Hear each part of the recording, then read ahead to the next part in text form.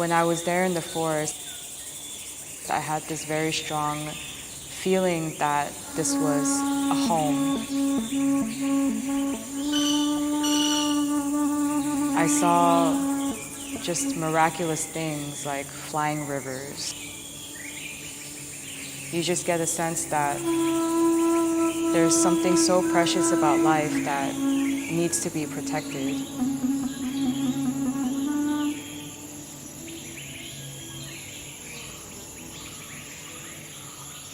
What does it mean to become a forest or to be a forest?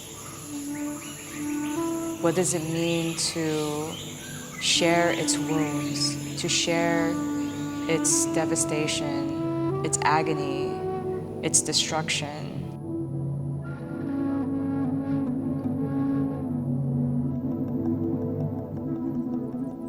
And what does it mean to decenter the human?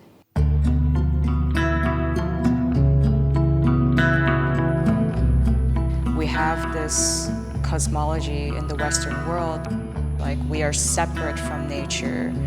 We are separate in a way that we can extract from it, that we can use it as a resource, or that we can have ownership over this forest. Once you have ownership of a forest, it's no longer a forest.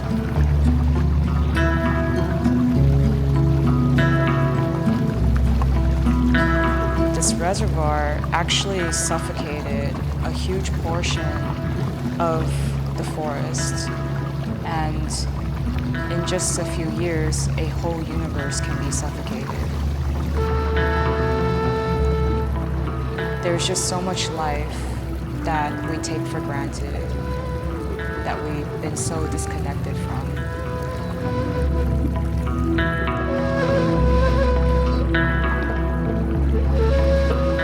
During this 3 months of grief that I felt coming back from the forest, I came across a book called Ancestral Future by Ailton Krenak, who's actually an indigenous writer and activist from the Amazon forest. And he writes about this word florestania, which is 2 words in Portuguese, floresta for forest and cidadania for belonging or citizenship.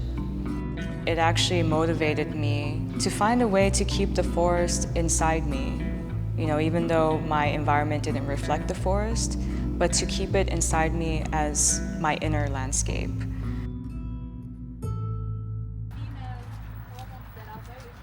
Ailton Krenak, he developed this term, florestania, for people living in urban landscapes as a way to heal the earth, as a way to be connected again to the earth. Before I went to the Amazon, I already had an invitation from Big Art. It's called a Ring of Fire, it's called. But then how was I going to get people in Vienna or get people in Austria to care about a forest on the other side of the Atlantic Ocean? I always wanted to work with phantoplasts because I know they're part of the precious plastic movement. I was interested in what we can do with this plastic waste. And precious plastic movement is the great example of what we can do as a collective, as a community to handle this waste, to not just put it away in landfills, but to actually work with it and transform it. The majority of our trees are made from regionally recycled plastic from Austria.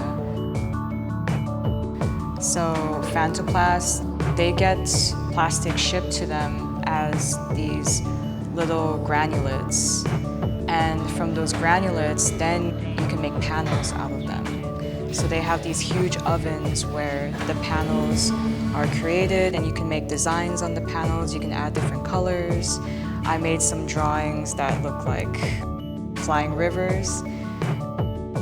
And from this panel material, then we can start to sculpt with them.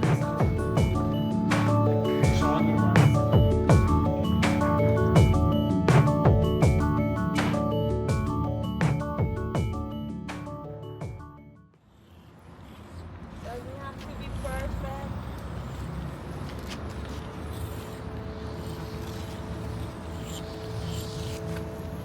The reason why I went to the Amazon forest was to develop a new workshopology.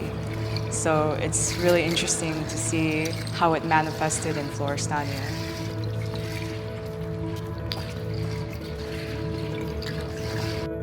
So the project is carried out in a series of public workshops. We have participants coming in who maybe have never worked with plastic before, and they come and they have something unique to contribute. There's a villa next door, which is a grocery store, and we asked them if we could have their plastic waste, all of their plastic packaging. And it's so interesting because the participants started to make vines and they started weaving out of them. And this is a technique that none of us ever looked into, and it was completely invented by the participants. People were also doing like flowers out of bottles. We also have bottles over there, so you can go crazy in any direction. You can choose a injection molded leaf. You can also use a heat gun to give it a bit more of an organic shape. This is something that I always hope for in a workshopology, is where a participant has an ownership over their creation and achieves some kind of mastery out of it. And you can see the participants start to share the knowledge with others and say, this is how I did it, and then they share different methods. That's the point where you can just let go. You can just let them enjoy the process, let them create, and everything just starts to happen so effortlessly. Then the result is something new and emergent and generative and co-productive. And it's so much bigger than a single person, like a solo artist, could ever imagine.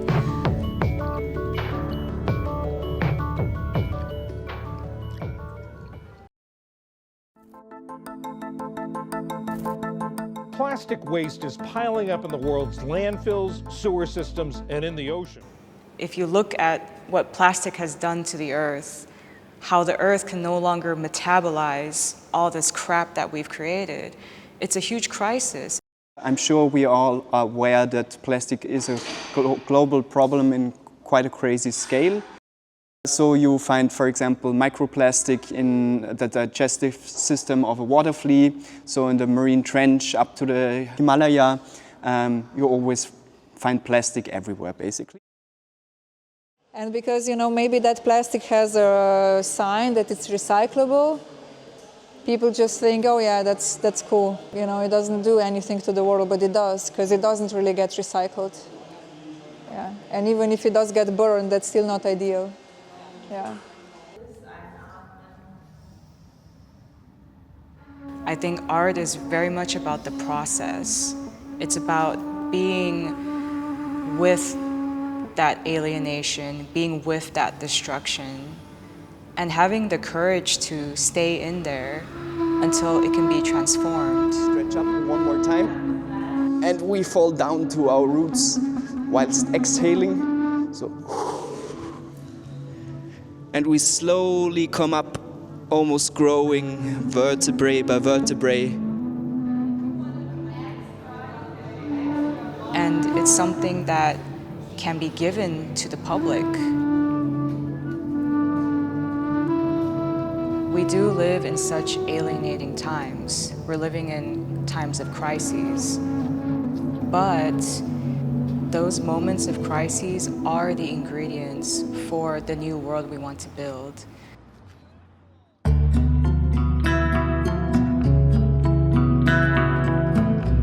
There were so many moments when I was sculpting these trees.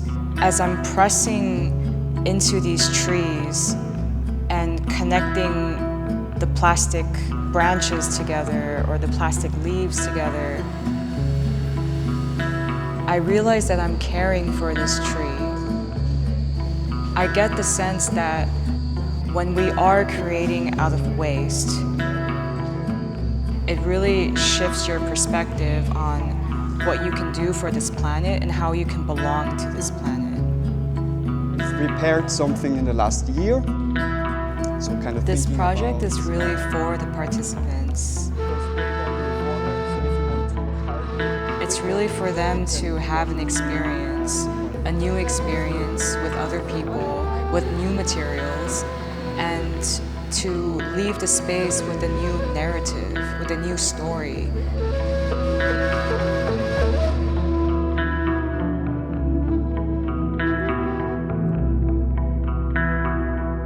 Once the trees are finished, we plan to sell them to donors. And the money that we get is actually going to go back to forest care initiatives. That's really what this project is about. It's about circularity. It's about starting with plastic waste, creating art out of it, and learning together and creating together, and then getting money for it that goes back to the land.